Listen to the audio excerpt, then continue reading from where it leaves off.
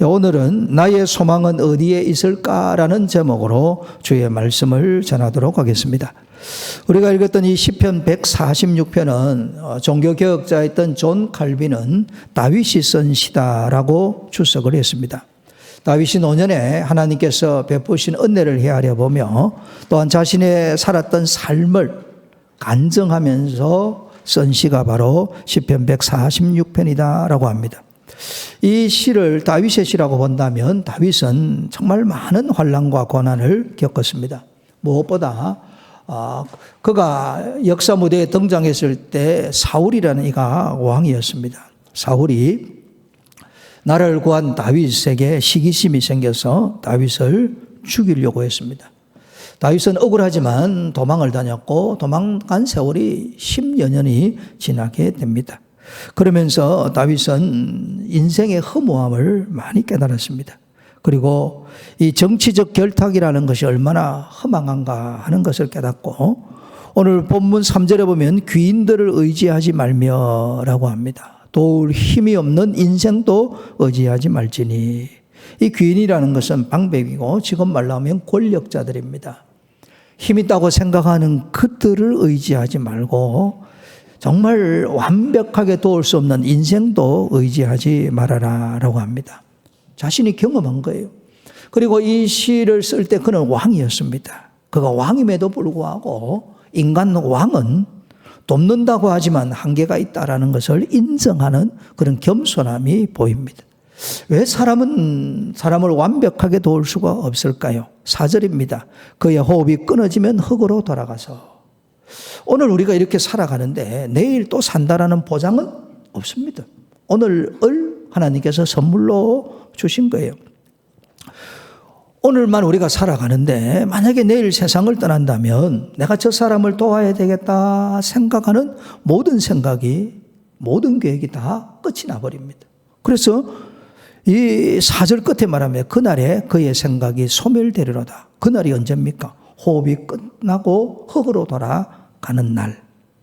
그러니 인생이라는 것은 참으로 완전하고 완벽한 도움이 될 수 없고 구원이 될 수 없다는 것을 말하는 것입니다. 그러면서 다윗이 그렇게 선언합니다. 여호와 자기 하나님에게 자기의 소망을 두는 자는 복이 있도다. 복되도다. 하나님께 소망을 두는 자들이여 라는 말인 것입니다. 다윗은 정말 하나님께 소망을 두어서 환난과 고난을 다 이기고 왕이 되었고 하나님 앞에 영광 돌리는 존귀한 삶을 살았습니다. 반대로 이 다윗을 죽이려고 했던 사울은 허상 가운데 살다가 인생을 마치게 됩니다. 이 사울 왕은 다윗과 완전 대조되는 모습이 있습니다. 다윗은 어떤 상황이든지 하나님이 나의 완전한 도움이 됩니다라고 믿었지만 사울은 자신과 자신의 권력이 자기를 지켜줄 것이라고 착각하고 살았습니다. 자기 자신과 자신의 권력에 소망을 두는 것은 말 그대로 허상입니다. 다윗과 함께 참 우정을 나누었던 이가 사울의 아들 요나단입니다. 이 사울이 요나단에게 화를 내면서 말을 한 적이 있습니다. 사무엘상 20장 30절과 31절입니다. 요나단에게 화를 내면서 말하기를 이새의 아들이 다윗을 두고 이야기합니다. 이 다윗이 땅에 사는 동안은 너와 너의 나라가 든든히 서지 못하리라. 그런즉 이제 사람을 보내어 그를 내게로 끌어오라. 그는 죽어야 할 자니라 라고 합니다. 이 사울 왕 마음속에 다윗을 죽여야 자신의 왕위가 견고하고 그의 아들 요나단이 또 왕위가 이어받을 수 있다라고 착각한 것입니다. 정말 허상입니다. 그런데 놀랍게도 다윗이 사울을 죽일 수 있는 기회에 사울을 죽이지 않습니다. 참 절호에 죽일 수 있는 기회가 2번이나 됨에도 사울 왕을 살려줍니다. 그때 이 사울 왕이 다윗의 그 선함을 보고 눈물을 흘려요. 지금 말로 하면 참 내가 잘못 살았다라고 후회하기도 합니다. 그런데 안타까운 것은 이 사울 왕이 회개하지 않습니다. 다윗이 자신의 생명을 살려주었을 때 내가 참 잘못 살고 있구나. 내가 정말 허상 가운데 나와 내 권력이 영원한 것으로 내가 착각했구나. 그러고 무릎을 꿇고 하나님, 저는 죄인입니다 라고 회개했으면 얼마나 좋았을까. 그렇게 하지 않습니다. 그러다가 블레셋과 전투에 나가서 그와 세 아들이 같은 날 함께 세상을 떠나게 됩니다. 사람이라는 존재는 하나님이 정해놓은 시간만 삽니다. 내가 좀 더 살고 싶다고 해도 살 수가 없습니다. 그래서 우리 인생은 안개와 같고 말 그대로 나그네 인생입니다. 이 나그네 인생을 살면서 사람에게 집착하고 권력이 영원할 것이라고 착각하는 것은 허상이다라는 것을 가르쳐 줍니다. 다윗은 하나님께 소망을 두었습니다. 또 우리 성경에 보면 이렇게 대조되는 인물들이 많습니다. 그중에 한 사람만 더 예를 들면 아브라함이고 그의 조카 롯입니다. 창세기 13장에 보면 아브라함과 그의 조카 롯이 하나님 앞에 복을 받습니다. 고대 사회는 짐승이 많아지면 복을 많이 받은 것이라 말할 수 있습니다. 이 짐승떼가 많아졌어요. 짐승떼가 많아졌으면 두 가지가 필요합니다. 물이 넉넉해야 되고 그리고 목초지가 넉넉해야 됩니다. 그런데 이 아브라함과 롯의 목자들이 늘 이게 목초지를 두고 다투는 거예요. 그래서 아브라함이 이제 마음에 결심합니다. 조카 롯을 독립시켜 주어야 되겠다라고 합니다. 그리고 너는 나를 이제 떠나서 독립해라라고 합니다. 그리고 만약에 롯이 왼쪽을 택하면 나는 오른쪽을 택하겠다. 싸우지 않겠다는 거죠. 그렇게 양보하고 그에게 먼저 좋은 선택권을 줍니다. 그때 창세기 13장 10절에 보면 롯이 눈을 들어 요단 지역을 바라본 적이랍니다. 바라본다는 말이 뭐겠습니까? 지금 사람의 말로 풀면 희망입니다. 멀리 바라보는 거예요. 눈에 보이는 것을 바라봅니다. 그리고 바라본 적 소알까지 온 땅에 물이 넉넉해요. 물이 넉넉하다는 목초지가 좋다는 이야기입니다. 그리고 그 땅을 바라보니까 얼마나 좋으냐면 그 땅은 소돔과 고모라가 있는 지역인데 그 땅을 하나님이 멸망하기 전이었으므로 여호와의 동산 같고 애굽 땅과 같더라라고 합니다. 에덴 동산 같고 이 애굽에는 나일강이 있는데 나일강 때문에 굉장히 땅이 비옥합니다. 그래 롯이 생각하기를 저곳에 가서 짐승을 불리면 잘 살 수 있겠다 생각을 한 거예요. 그런데 그 요단 지역이라는 것은 엄밀히 치면 요단강을 두고 저 남쪽 저지대를 두고 말합니다. 거기가 소돔과 고모라가 있거든요. 근데 원래 하나님께서 아브라함에게 주시겠다고 하신 약속의 땅은 요단강을 두고 서쪽입니다. 그러니까 넓은 의미에서는 전체를 볼 수 있지만 좁은 의미에서 보면 롯은 하나님의 언약의 말씀에 대해서 관심이 없어요. 오직 관심이 뭐냐면 자기 눈에 보이는 대로 저곳에 가면 짐승의 떼가 잘 되겠다. 저 좋은 환경에 가면 나도 앞으로 정말 거부가 되어서 아브라함처럼 족장이 될 수 있겠다라고 생각을 한 거예요. 그러다가 소돔성에 거하게 됩니다. 소돔하면 오늘날 많은 사람들이 압니다. 불과 유황으로 심판받은 도시거든요. 소돔이라는 말은 영적으로 도덕적으로 타락한 도시라는 그런 뜻입니다. 그곳에 가서 머물게 된 거예요. 그리고 더 답답한 것은 좋은 목초지를 찾아가고 좋은 세속의 도시를 찾아가면서 하나님 앞에 기도하는 모습이 나오지 않습니다. 오직 관심은 환경이고 오직 관심은 재물입니다. 경제적 안정뿐입니다. 육신의 욕망을 따라 선택을 한 것입니다. 이 소돔에 산 거예요. 이 타락한 도시입니다. 아주 죄가 관영한 도시예요. 성경 전체에 보면 이 롯은 하나님을 믿는 사람이에요. 이 소돔성에 사는 악한 사람들과 비교했을 때는 상대적으로 의인인 사람입니다. 하나님을 안 믿는 사람이 아니에요. 그런데 그가 선택한 것은 하나님을 안 믿는 그곳에서 세속의 쾌락과 육체적인 만족을 누리고 살았다는 이야기입니다. 하나님께서 이 롯을 불쌍히 여겨서 그 시대에 전쟁이 일어나게 합니다. 롯이 전쟁포로가 되어버렸어요.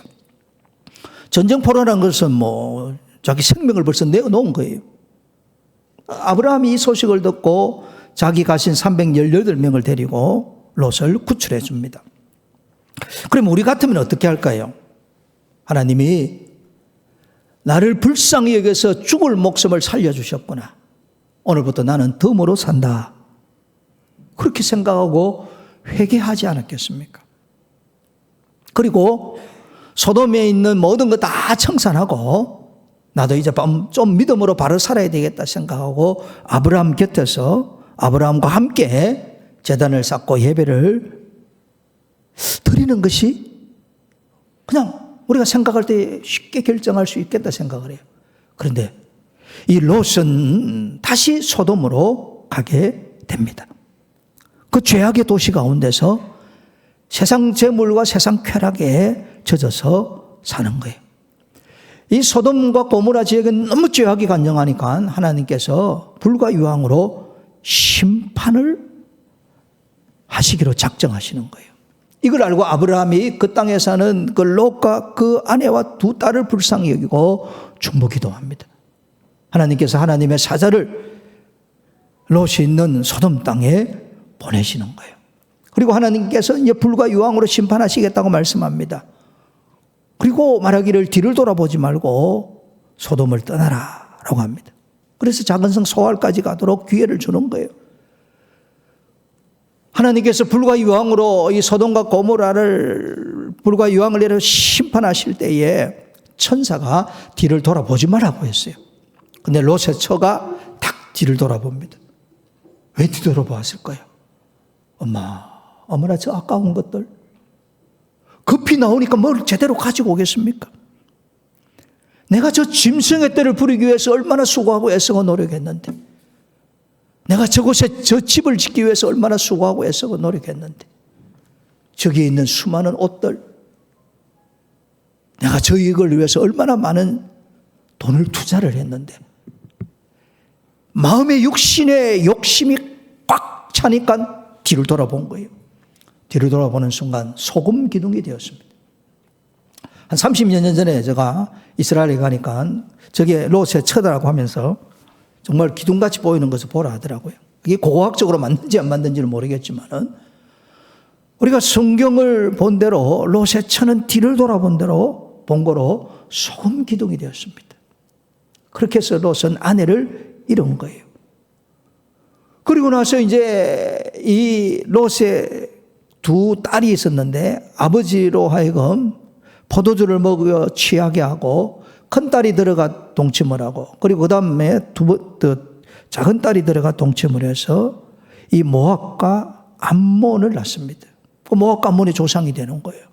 그리고는 롯의 역사는 여기에서 끝이 납니다. 롯이 이때 아마 저는 그렇게 생각이 들어요. 슬피 울며 이를 갈았을 것이다. 정말 후회가 밀려왔을 거예요. 인생은 후회가 밀려올 때가 가장 불쌍할 때입니다. 그것도 나이가 많아서. 내가 어찌할 수 없을 때 후회가 밀려올 때에 인생 참 잘못 살았구나. 그거 깨닫는 순간에 어떻게 인생 시간표를 돌릴 수 있겠습니까? 그러면 왜 이 롯에게 이런 비극적인 일이 일어났을까? 잠언 23장 5절이 가르쳐 줍니다. 내가 어찌 허무한 것에 주목하겠느냐? 정령이 재물은 스스로 날개를 내어 하늘을 나는 독수지처럼 날아가리라. 여러분, 재물이 날아간대요. 스스로 날아간대요. 여러분들이 재물 보고 날아가라고 말한 적은 한 번도 없는데 내게 있는 재물이 기가 막히는 방법으로 이렇게 저렇게 다 날아가 버려요. 여기 잃어버려 보신 분이 계시는가 모르겠는데 그렇게 피땀 흘려 모아놓은 것 같은데 하는 일들마다 안 되는 거예요. 그 기가 막히는 사기꾼이 옆에 또 붙어요. 내가 하려고 한 의도는 아닌데 하나씩 둘씩 다 정말 날개를 달아서 날아가 버리는 이런 것을 경험하게 될 수도 있는 거예요. 롯이 그런 거예요. 롯의 이 비극의 시작점이 어디입니까? 세상의 환경을 보고 세상의 재물에 마음이 빼앗길 때 환경과 재물이 허상이라는 것을 깨닫지를 못한 거예요. 또 그때가 언제냐면 잘 될 때입니다. 아브라함도 그의 조카 롯도 짐승의 때가 많아질 때입니다. 하나님이 복 주셔서 많은 복을 누릴 때에 롯은 환경을 본 거예요. 더 좋은 환경, 더 좋은 환경. 요즘 엄마들만 더 좋은 학군. 학군? 글쎄 학군이 좋은 데 있을까 모르겠어요. 더 좋은, 더 많은 재물. 사람이 잘 되면 욕심이 자꾸 생각이 생기겠죠. 자꾸 잘 되면 뭔가 자꾸 더 가지고 싶을 거예요. 불행의 시작은 잘 될 때입니다. 불행의 시작은 잘 될 때 더 좋은 환경, 더 많은 재물 추구하다가 결국은 슬피 울며 이를 가는 후회하는 인생으로 마치게 되었습니다. 이게 성경이 가르쳐주는 교훈이에요. 조카 롯이 좋은 환경과 재물을 찾아서 떠났습니다. 아브라함은 상대적으로 환경이 척박해 보이는 그곳에 그대로 머물러 있습니다. 왜? 하나님께 소망을 두었기 때문에. 하나님이 복이 된다고 하셨사오니 하나님이 복을 주셔야 복이 된다고 믿은 거예요. 또 하나님이 말씀하신 언약의 땅에 그대로 머무른 거예요.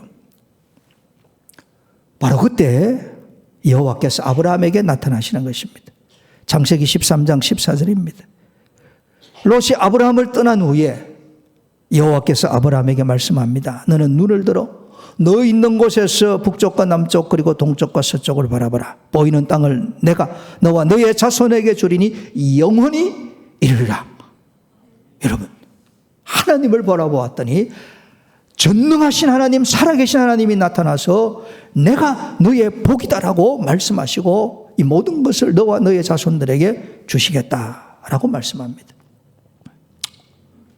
하나님께 소망을 두어야 됩니다. 그리고 나서 창세기 15장 1절에 다시 하나님께서 말씀하십니다. 이후에 여호와의 말씀이 환상 중에 아브라함에게 임하여 이르되 아브라함아 두려워하지 말라. 나는 너의 방패요 너의 지극히 큰 상급이니라. 하나님을 소망했더니 하나님이 환상 중에 뭐라고 말씀해? 내가 너의 방패다. 악한 사람으로부터 원수로부터 내가 너를 지켜준다. 나의 지극히 큰 상급이다. 내가 너의 복이 된다. 말씀하셨어요. 아브라함은 우리처럼 인간인지라면 우여곡절을 겪기는 겪고요. 그렇지만 끝까지 하나님을 소망을 합니다. 그리고 하나님께서 아브라함을 정말 복되게 하셨어요. 지난주에 말씀드린 것처럼 아브라함이 복이 된 거예요. 아브라함이 우리에게 복이 되었습니다. 아브라함의 허리에서 우리 주 예수님이 오셨거든요. 예수님으로 말미암아 우리가 구원의 복을 받고 영생의 복을 받고 천국의 복을 받고 신유의 복을 받고 그 옛날 아브라함이 받은 아브라함의 복을 우리가 지금 받는 거예요. 그러니까 아브라함이 복이 된 거예요. 어떻게 해서 복이 됐습니까? 아브라함이 잘 살기 위해서 몸부림치고 노력한 게 아니에요. 하나님을 믿었더니 하나님을 소망했더니 하나님이 책임져 주신 거예요. 시편 146편입니다. 이것이 다윗의 시라고 말하지 않습니까? 다윗은 말합니다. 여호와 자기 하나님에게 자기의 소망을 두는 자는 복이 있도다. 하나님께 소망을 두어야 복이 있다라고 말하는 거예요. 이게 다윗이 친히 경험한 거예요. 그는 목동이었습니다. 그런데 하나님이 그를 들어 왕이 되게 했습니다. 다윗은 그의 집안의 막내였습니다. 그런데 하나님이 그를 들어서 이스라엘에서 가장 앞선 왕으로 삼으신 거예요. 얼마나 복됩니까? 하나님을 소망했습니다. 그러다 보니까 다윗이 영감을 받아서 이 시편의 절반 이상을 성경을 기록했어요. 오늘 다윗이 쓴 시를 보고 우리가 영감을 받고 감동을 받고 얼마나 은혜와 돈선을 받는지 모릅니다. 다윗이 복이 된 거예요. 그리고 다윗의 허리에서 우리 주 예수님이 오셨으니까 다윗이 구원 역사에 쓰임받는 복을 받은 거예요. 왜 그렇다고요? 살아계신 하나님께 소망을 둔 거예요. 설교 제목입니다. 나의 소망은 어디에 있을까요? 여러분의 소망은 어디에 있습니까? 사울 왕처럼 자기 자신과 자기가 가지고 있는 힘이나 세속의 어떤 가치, 권력입니까? 아니면 롯처럼 환경이나 재물입니까? 여러분, 이건 다 허상입니다. 오늘 우리에게 영원한 도움이 되시고 완전한 도움이 되시는 살아계신 하나님, 전능하신 하나님, 그분이 우리에게 완전한 도움이 됩니다. 그리고 감사하는 것은 하나님께서 우리를 너무나도 사랑하셔서 그의 아들 예수님을 우리를 위해 보내주신 거예요. 로마서 8장 32절입니다. 자기 아들을 아끼지 아니하시고 모든 사람을 위하여 내어주신 이가 하나님입니다. 어찌 그의 아들과 함께, 하나님의 아들은 그리스도이신 예수님입니다.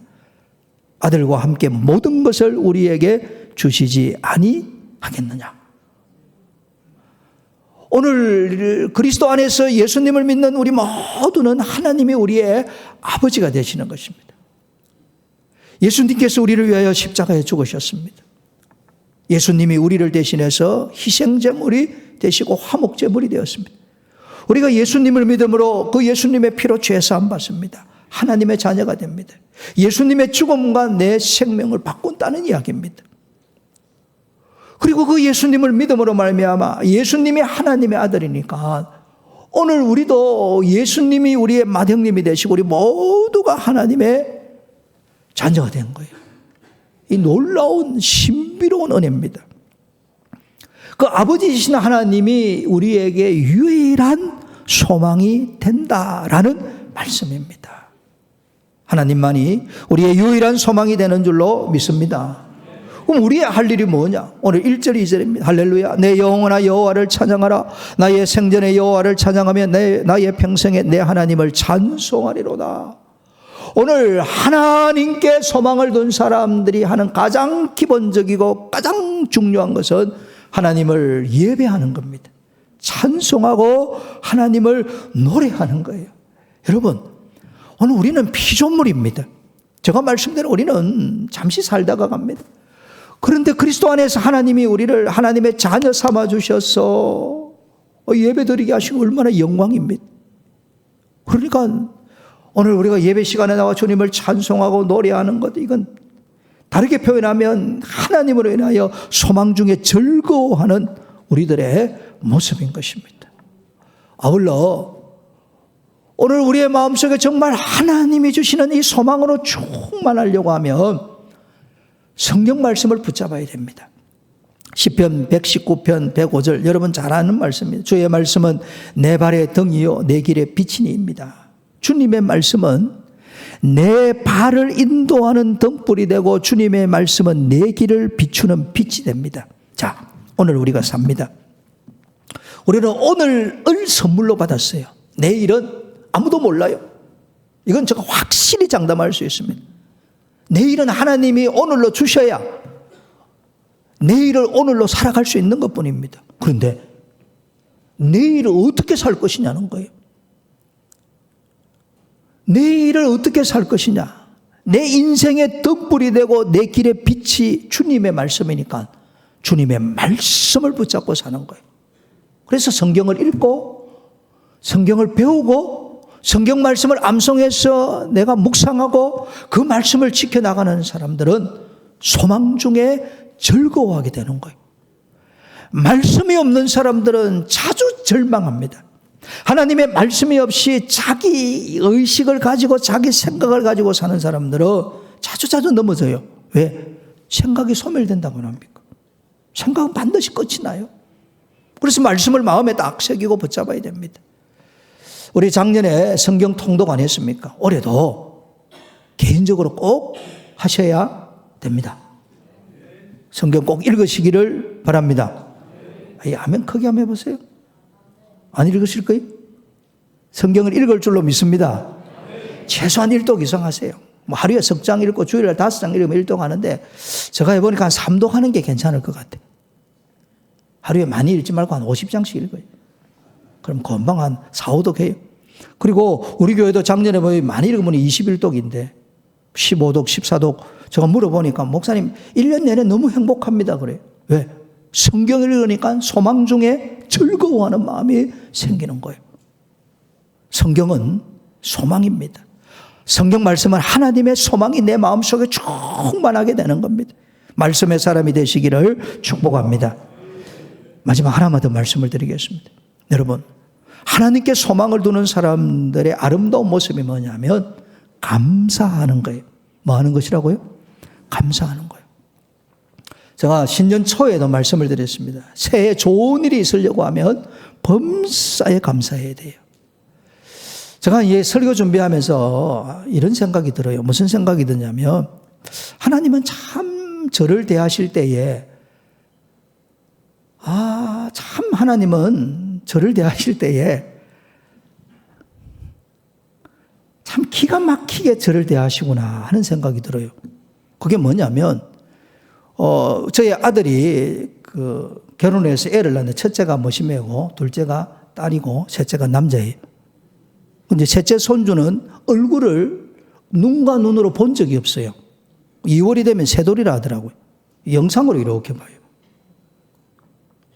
영상으로 보니까 키가 큰지 뭐 옆으로 벌어졌는지 가까이 되니까 얼굴이 넓적하고 멀리 가니까 얼굴이 조금 그렇더라고요. 간지 벌써 6, 7년 되는데 제가 미국에 간 적이 한 번도 없거든요. 하나님께서 저를 참 좋은 의미로 사사로운 정을 많이 절제하게 하시구나 하는 생각이 들어요. 저는 저 나름대로 괜찮은데 저희 아내는 아무래도 여자 아닙니까? 애를 낳아본 사람이니까 손자, 손녀들 얼마나 눈으로 보고 싶겠습니까?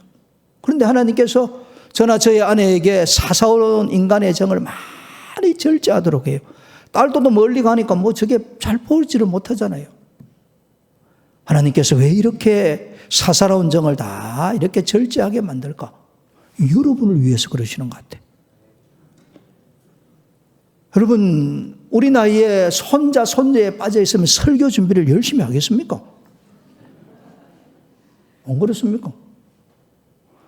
애들이 없으니까 매일 앉으면 저하고 집사람 매일 40년째 보니까 그 얼굴이니까 별로 안 쳐다봐도 돼요. 근데 애들은 매일매일 바뀌니까 보면 참 재미있잖아요. 모든 것을 다 끊어놓고 또 우리는 영상시대가 아니니까 한 5분 보면 별로 할 말도 없어요. 뭘 할 말이 있겠습니까? 하나님이 끝까지 주님의 나라와 주님의 교회를 위해서 저를 들어 쓰시구나 생각이 들어요. 그래서 순종하고 살아야죠. 여러분, 지금부터 제가 드리는 말씀을 하나님이 저를 그렇게 들어 쓰시면서 여러분에게 주시는 메시지로 들으셔야 돼요. 하나님께서 저로 하여금 사사로운 정을 다 끊게 하시면서 우리 장로님들을 비롯해서 온 성도들을 축복하는, 성도들을 정말 믿음의 용사로 세우고 여러분의 가정을 신앙의 명가로 세우기 위해서 주시는 메시지로 들어야 은혜가 될 줄로 믿습니다. 무슨 말씀을 드리려고 하냐면 범사에 감사라는 말씀을 드려요. 범사에 뭐라고요? 감사. 감사를 잃으면 여러분 소망이 없습니다. 감사를 잃고 메사의 원망과 불평이 많은 사람 치고 믿음이 견고한 사람이 없어요. 감사를 잃으면 마귀가 틈을 탑니다. 반드시 타요. 감사가 회복되면 악한 영이 한 길로 왔다가 7길로 반드시 도망가게 되어 있어요. 그래서 어거스틴이 그 말이에요. 믿음, 소망, 사랑 이 세 가지는 영원히 있을 것인데 항상 있을 것인데 그 중에 제일이 사랑이라고 하는데 어거스틴이 뭐냐면 여기에 하나 더 신앙의 덕목을 더하라고 한다면 감사. 믿음, 소망, 사랑, 감사. 감사해야 돼요. 뭐 해야 된다고요? 감사해야 돼요. 감사. 범사에 감사해야 돼요. 여러분, 좋은 일이 생길 때 정말로 좋은 일을 주신 하나님 앞에 감사해야 될 줄로 믿습니다. 평생에, 내 생전에 찬양하며 감사해야 됩니다. 생일이 되면 감사하고 돌, 100일, 회갑, 7순, 8순 그리고 앞으로 9순도 하시고 그때마다 하나님 앞에 감사해야 돼. 결혼할 때 감사하고 잉태할 때 감사하고 순산할 때 감사하고 전셋집에서 내 집을 사서 이사할 때 감사하고 그리고 입주할 때 감사하고 사업을 개업할 때 감사하고 확장할 때 감사하고 이전할 때 감사하고 어떤 분은 문 닫을 때도 저보고 감사 기도해 달라 하더라고요. 그게 미리 감사지요. 그리고 취직했을 때 감사하고 성진할 때 감사하고 초등학교, 중학교, 고등학교, 대학교 입학할 때 감사하고 졸업할 때 감사하고 오늘 이렇게 건강하게 나올 때 감사하고 병원에 입원하면 고쳐주실 줄로 믿고 감사하고 수술하고 시술 받으면 감사하고 마음의 평안 주시면 감사하고, 우리 청년들 입대하면 감사하고, 휴가 나오면 휴가 나오게 하신 것 감사하고, 전역하면 전역하신 게 감사하고, 가족과 함께 여행 가면 여행 가게 하신 것 감사하고, 다녀오게 하신 것 감사하고, 또 우리 교회 등록하면 등록하게 하신 것 감사하고, 신방 받으면 신방 받은 것 감사하고, 기념일 감사하고, 학습 세례, 입교, 유아 세례 감사하고, 말씀 집회, 성령 집회 있을 때 감사하고, 절기 때마다 신년 주일, 부활절, 맥주절, 추수절, 성탄절 모든 일에 감사해야 될 줄로 믿습니다. 감사해야 소망이 넘쳐요. 감사해야 기쁨이 넘친다니까요. 감사해야 됩니다. 여러분, 그리고 힘든 답답한 일, 괴로운 일 있을 때에도 감사해야 돼요. 이런 감사를 두고 따라합니다. 미리 감사. 무슨 감사라고요? 미리 감사는 미리 감사. 지금 상황은 그렇지 않습니다. 그러나 하나님 이 상황을 바꾸어 주실 줄로 믿습니다. 미리 감사해야 됩니다. 그러므로 감사할 뿐만 아니라 그래도 감사해야 되고, 그래서 감사할 뿐만 아니라 그럼에도 미리 감사해야 됩니다. 바울과 실라가 복음 전하다가 감옥에 갇혔습니다. 매도 맞았습니다. 억울하고 분합니다. 발에 쇠사슬에 묶여 있습니다. 감사가 안 나오는 거예요. 그런데 바울과 실라가 이 빌립보 감옥에서 기도하고 하나님을 찬송하니까 이 감옥에 있던 모든 죄수들이 다 들어요. 하나님께서 불평하지 않고 미리 감사하는 바울과 실라의 찬송과 기도를 들으시고 지진이 나서 모든 매인 것에서 풀리고, 그 결과 빌립보 교회가 세워지지 않습니까? 여러분, 미리 감사할 때 역사가 일어날 줄로 믿습니다. 고통의 자리, 절망의 자리에서도 뭘 해야 되냐? 미리 하나님 앞에 감사해야 돼요. 나를 창조하시고 나를 사랑하시고 나를 자녀 삼아주시고 작은 시험에도 응답하시고 여기까지 오게 하신 하나님, 내 상황이 힘들고 어렵고 답답해도 하나님 바꾸어 주실 줄 믿고, 역전시켜 주실 줄로 믿고, 새롭게 하실 줄로 믿고 미리 감사해야 됩니다. 그래서 제가 말씀드린 신년 첫 줄 말씀 안 드립니까? 주일마다 교회 올 때 절대 빈손으로 오지 말고 하나님 앞에 감사한금을 드려야 돼요. 그것도 넉넉하게 풍성하게 드려야 됩니다. 미리 감사하는 거예요. 은혜 주실 줄 감사합니다. 신유의 역사가 일어나게 하실 줄 감사합니다. 축복하실 줄 믿고 감사합니다. 능력 주실 줄로 미리 감사합니다. 하늘 문을 열어주실 줄로 미리 감사합니다. 신령한 복을 주실 줄로, 땅에 기름진 복을 주실 줄로 믿고 미리 감사할 때 하늘 문을 열어주실 줄로 믿습니다. 함께 성경 구절 읽고 마치도록 하겠습니다. 하박국 3장 17절부터 19절입니다. 다 같이 읽겠습니다. 시작. 비록 무화과 나무가 무성하지 못하며 포도나무에 열매가 없으며 감람나무에 소출이 없으며 밭에 먹을 것이 없으며 우리의 양이 없으며 외양간에 소가 없을지라도 나는 여호와로 말미암아 즐거워하며 나의 구원의 하나님으로 말미암아 기뻐하리로다. 주 여호와는 나의 힘이시라. 나의 발을 사슴과 같게 하사 나를 나의 높은 곳으로 다니게 하시리로다.